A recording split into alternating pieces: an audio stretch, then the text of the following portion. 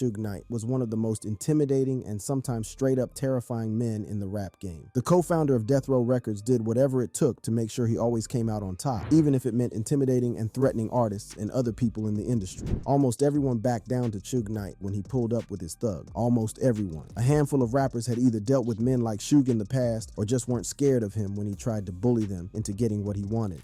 Eazy-E. Eazy-E Eric Lynn Wright was considered the godfather of gangster rap, and with good reason. Not only did he play a huge role in making rap one of the hottest music genres in the world, but he also led the West Coast scene as the leader of the NWA. The group was formed in 1987 after he collaborated with Dr. Dre, more on him later, and Ice Cube on several tracks. Ironically, he played a pretty big role in the birth of Death Row Records as well. Back in 1986, a year before forming the NWA, Eazy-E founded Ruthless Records alongside Jerry Heller, one of the most controversial yet highly regarded managers in the business. In addition to the NWA, Heller's roster of clients included Marvin Gaye, Black Sabbath, and The Who, and that's just barely scratching the surface. Heller may have had one of the most iconic client lists of all time, but it was his involvement in Ruthless Records that ultimately pushed Ice Cube and Dr. Dre out the door, leading to a heated feud between Eazy-E and his former friends. In interviews, Dre stated that once Heller got involved in the group, he decided to create a rift between all three men to divide and conquer. He chose to focus on Eazy-E, while Dre and Cube were left out in the cold. To make matters worse, E didn't really seem to care. Both Dre and Cube repeatedly got shafted when it came to getting paid, while Heller and Eazy-E kept making bank. Ice Cube was the first of the two men to leave, starting a run as a solo artist, and eventually becoming a pretty big movie star as well. Dre stuck it out for a couple of years, but eventually Suge Knight got involved because he wanted to make a major move in the industry. He managed to take a look at Ruthless Records' financial records, and pretty soon, it became obvious that Dre was getting screwed over. So he decided to leave Ruthless Records, but there was one problem.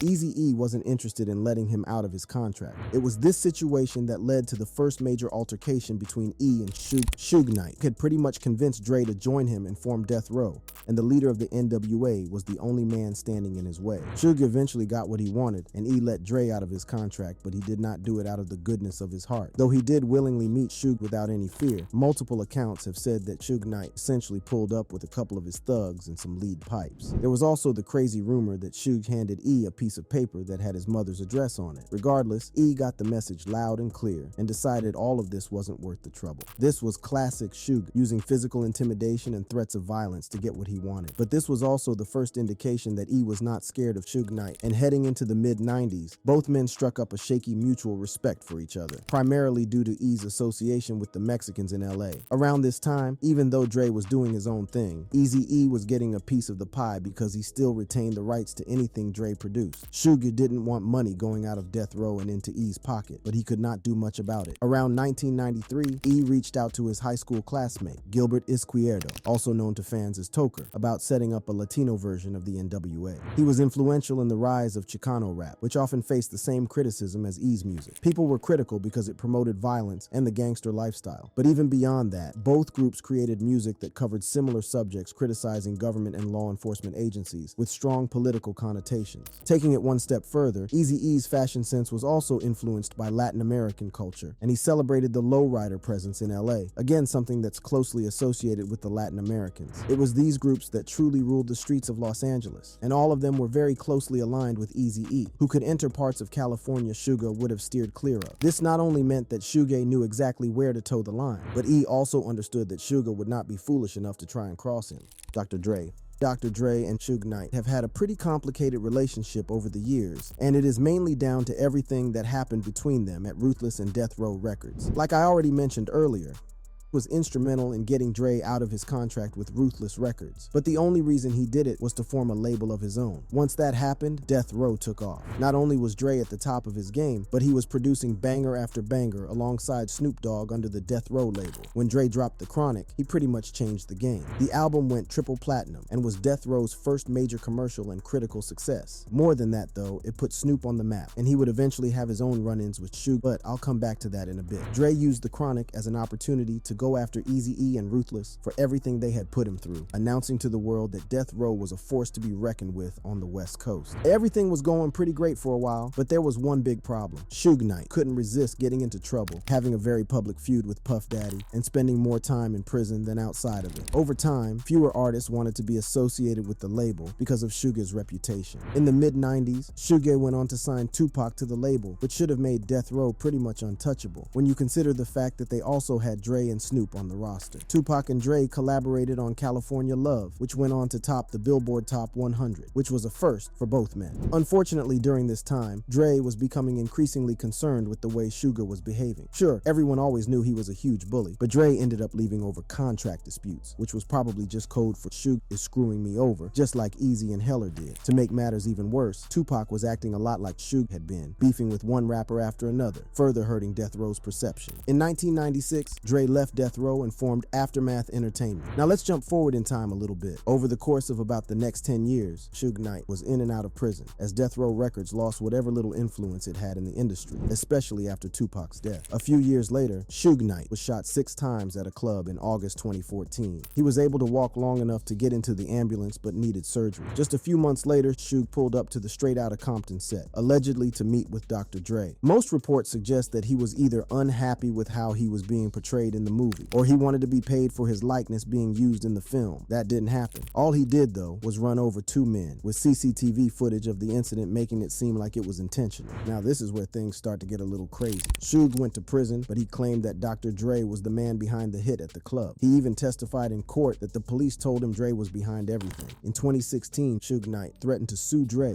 Universal Music, and Apple for $300 million, stating that they all colluded to try and have him killed. Dre obviously denied the absolutely insane accusation, with his lawyer stating, given that Dre has had zero interaction with Suge since leaving Death Row Records in 1996, we hope that Suge's lawyer has lots of malicious prosecution insurance. Suge Knight didn't drop it though. As a matter of fact, he took a completely different approach in a 2018 testimony. He stated that he just happened to be driving near the set and someone told him to drop by and meet with Dre. If Suge is to be believed, he had the noblest intentions behind the visit. He testified, Dr. Dre, we've been really good friends for years. Matter of fact, I know his kids, he knows my kids. And I was told that he had paid some guys to harm me. I didn't believe it because authorities do lie. So I went up there. I was going to talk to him and say, hey man, I'm not going to react to what authorities say about you having something to do with me getting shot or paid somebody to get me killed. I just want to make you aware they are saying this and putting it out there. That testimony included a bunch of other stuff that saw Suge contradict himself on more than one occasion. Regardless of what actually went down between both men, these encounters made it obvious that Dre wasn't scared of Suge at all. He just wanted nothing to do with him.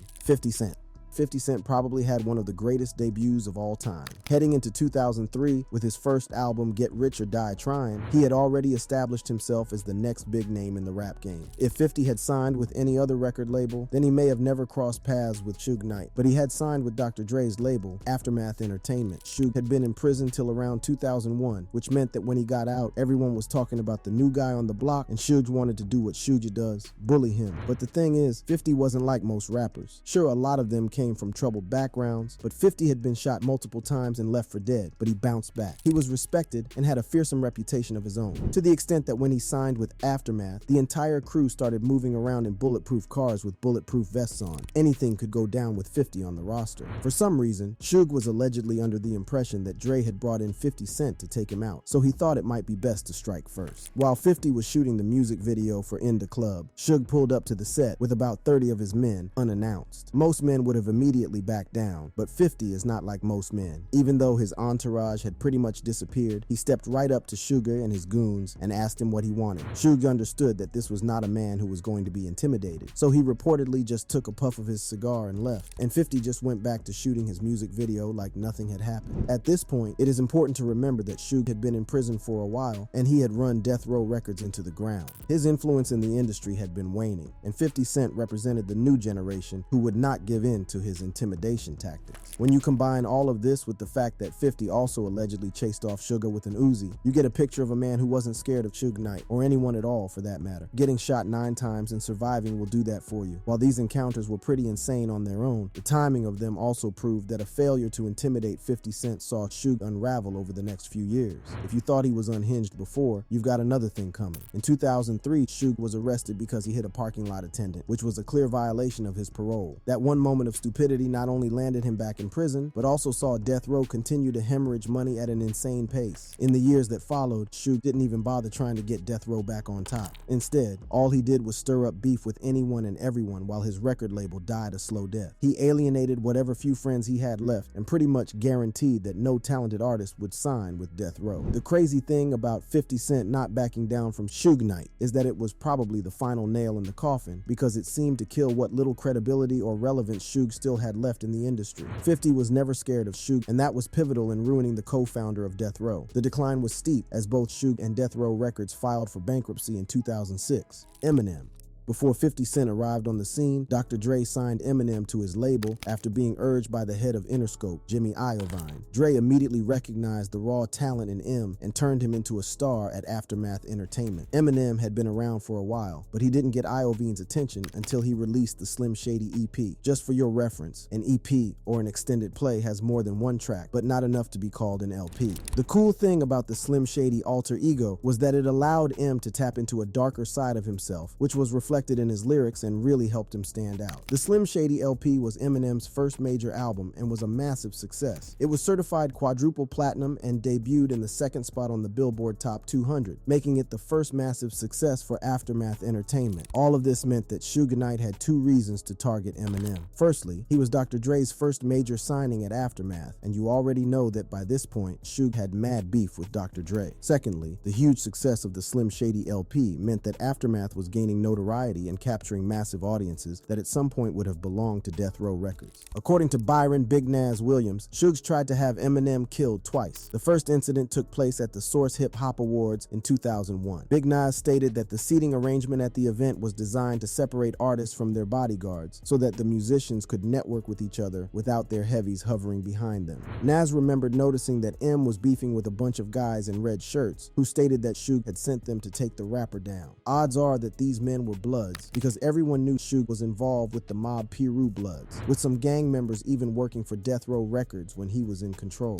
Nas immediately got involved to protect Eminem. He said, "I had to snatch him up. I had to call Dre and his bodyguards and tell them what was going on." Long story short, we ended up going backstage. Eminem did his presentation, and we had to watch out for guys backstage. So I pretty much had to have him stand behind me, and I just had to be on knockout mode, man. Luckily for everyone involved, the situation did not escalate. The second time Suge went after Eminem, the rapper had just flown into Honolulu alongside Dr. Dre and Snoop Dogg. Big Nas was there to see this go down as well. He said, "When the plane lands, we are greeted by 20 Honolulu police officers, and they told us that Death Row is here." Suge Knight had sent 50 guys to try to break up the show. When we got there, vacation mode was over. We were locking and loading, putting on bulletproof vests with their wives and girlfriends sitting next to them. These two instances would have been more than enough to scare off most rappers, but Eminem was not going to let himself be intimidated by Suge Knight. Do you remember how Suge had pulled up to confront 50 Cent when he was filming the video for In Day Club? Well, when that happened, Eminem was more than ready to stand against Suge and his thugs. G-Unit's Bang'em Smurf was the one who got the call about Suge's arrival when he was getting his hair cut and smoking a little green. He immediately headed inside to let everyone know.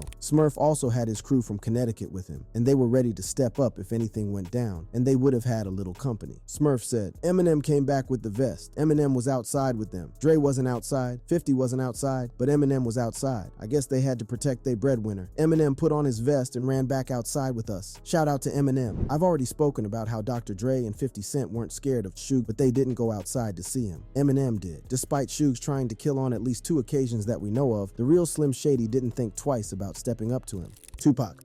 Of everyone on this list, Tupac was the only man who stuck by Suge no matter what, but doing that ultimately played a role in his untimely death. Back in 1995, Tupac went to prison on sexual abuse charges, with bail set at well over $1 million, an amount that the rapper had absolutely no way of paying. This was when Suge stepped in. He went up to Tupac and offered to pay his bail and get him out of prison ASAP. There was a condition, of course, there always was one with Suge. He ensured the rapper would sign with his label after he posted bail, and exactly what happened. But it wasn't just the money that convinced Tupac to sign with Death Row. There were a couple of other factors at play. Firstly, he was convinced that the East Coast was out to get him, and his meeting with Suge timed up nicely with Suge publicly dissing Puff Daddy. Secondly, there was a big part of Tupac that loved the gangster lifestyle, and rolling with Suge would give him a level of notoriety he never experienced before. After Dr. Dre left Death Row, he made an enemy out of Tupac, who had now become the crowning jewel of the record label. Just a few months later, Tupac headed to Vegas with Suge to watch the Selden vs. Tyson boxing match. After the match around 11 p.m., a white Cadillac pulled up to Tupac at Las Vegas Boulevard and opened fire. The rapper was shot 4 times and died as a result of his injuries 6 days later on September 13, 1996. Before Tupac had headed out of the MGM Grand after the match, someone from his crew had spotted Orlando Baby Lane Anderson, who was affiliated with the Crips. Considering the fact that Suge had been long associated with the Bloods, everyone in their entourage jumped Anderson and beat him down. Years after Tupac's death, an investigative journalist wrote an article for the Los Angeles Times stating that Anderson had been the one who killed Tupac, while also alleging that Biggie Smalls had been involved in orchestrating the hit, alongside members of the New York underworld. This report had a couple of problems, though. Firstly, Biggie had an airtight alibi, so he could not have been involved. Secondly, the police reportedly failed to question Anderson at length before he was killed in an unrelated shooting soon after Tupac's death. This is where things get interesting, though. It is obvious to all of us that Tupac was not scared of Suge Knight. Suge got him out of prison, and Tupac stood by him and was loyal to a fault when Dre left death row. But with no clear answer in sight, theories accusing Suge Knight of killing Tupac began popping up. It was alleged that Suge took Tupac out so he wouldn't be able to sign with another label once he was done with death row. Tupac had a 3-album contract with the record label when he got out of prison, and he started by releasing rap's first ever double disc release in early 1996. This meant that Tupac would only have to release another album before he would be free to sign with whoever he wanted. We also have to remember that Suge eventually made money from Tupac's death by releasing posthumous albums under the Death Row label. So this theory might seem far-fetched at first glance, but it hardly seems that crazy when you really think about it, especially when you consider the fact that several former Death Row artists believe Suge was behind it all. This goes a step further, though, because in March 1997, Biggie was killed in a very similar drive-by shooting when he was in Los Angeles. Pretty much everyone assumed that it was a revenge killing. After all, Biggie was Tupac's main rival and was suspected of getting him killed. But if we stick with this theory, Suge taking him out still makes a lot of sense, by making everyone believe that it was a revenge killing. No one would think that maybe Suge was behind Tupac's death too. There's an entire conspiracy made up around all of this involving crooked cops and former death row associates. But one thing remains clear. Regardless of whether Suge was involved in Tupac's death, Tupac never feared him, but saw him as a close ally.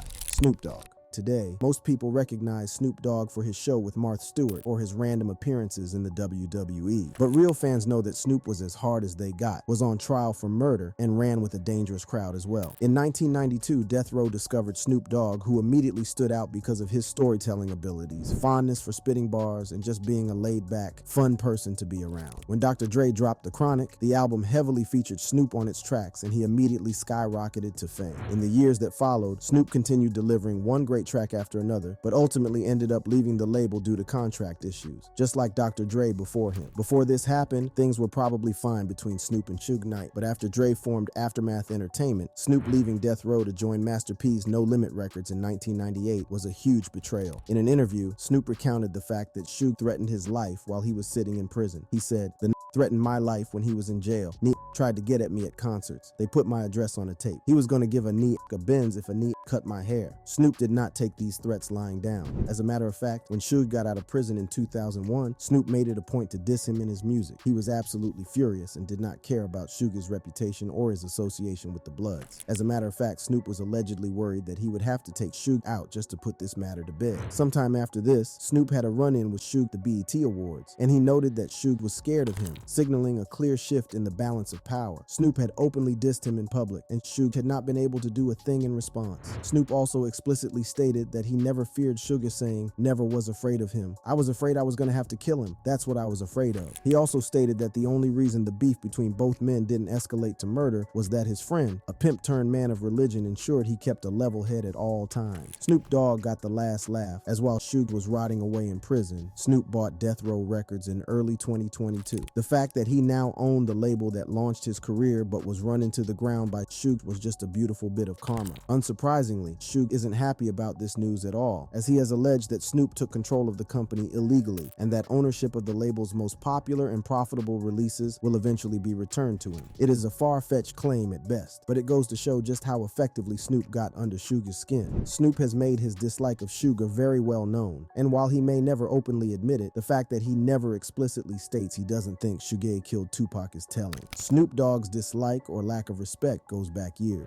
When Suge was handed a 9-year sentence for violating his parole, Snoop didn't have many comforting words for the music mogul. He said, "When you get that kind of power, you gotta treat people right, so when you get in a down situation, it'll be more favorable for you." It's like the minute he got locked up, everyone was like, "Damn, I'm glad he got locked up." If you got the power, why not try to make some of these people your friends, as opposed to making everybody really scared of you? Snoop Dogg remains one of the few people in the world who not only openly criticized and dissed Suge Knight, but also built enough clout to flip the script and have Suge be scared of him instead. Master P. While it didn't have the notoriety Death Row Records did, Master P's No Limit Records built a strong reputation itself by operating with a talented roster that consistently churned out good music. Master P believes that his legacy greatly differs from Suge's. While Suge ruled over everyone through fear and bullying, P claims that he ran No Limit with the intention of actually caring for the artists signed to his label and ensuring they did the best they could. The fact that Master P pretty much saved Snoop Dogg's life is just proof of that fact. I've already spoken about just how mad Snoop was at Suge and Death Row Records. He went to the extent of planning to release an album called Death Row, where he would have dissed pretty much everyone still associated with the label. Considering Suge's reputation and the people he ran with, releasing the album would have pretty much been a death sentence. Snoop was in a bad place at this point, as he admitted that Death Row had broken his spirit. In later interviews, he said, "They broke me, man. They broke my spirit. Look, Doggy Style, working on Dogfather, Win My Murder Case, Dre leaves, Tupac get killed, Suge going to jail, Death Row wanna kill me. That's all in the same year." But Master P intervened and convinced Snoop to drop the idea. Snoop eventually joined Master P's label and understood what it meant to be managed by a decent person and not a thug. He specifically mentioned how everything he did at Death Row was in Suge's name. But with No Limit, he got at least a measure of ownership over his work. We know that Suge was furious with Snoop when he joined No Limit, but Master P could not have cared less about Suge's fury. As a matter of fact, he even went down to the prison to meet with Suge and paid him off to let Snoop out of his contract at Death Row Records. He was willing to do whatever was necessary to get Snoop out. Master P had never been intimidated by Suge or his tactics. In an interview, he once shared that Suge told him California wasn't big enough for both of them. So Master P asked Suge when he was moving out because he'd already bought a house. Despite everything that has gone down with Suge over the years, Master P still doesn't hold any ill will towards him. In an interview, he said, "He opened up a lot of doors for a lot of people, and I just pray that God change his heart and let him know that he can help people even with being incarcerated. He can help more people. I just hope he find God in there if he don't already have, so we can get on another page." The fact that Master P was always focused on doing right by his people meant that he could never really be swayed by Suge Knight's tactics. If anything, P sees Suge as a misguided man who he hopes will find some peace of mind in prison.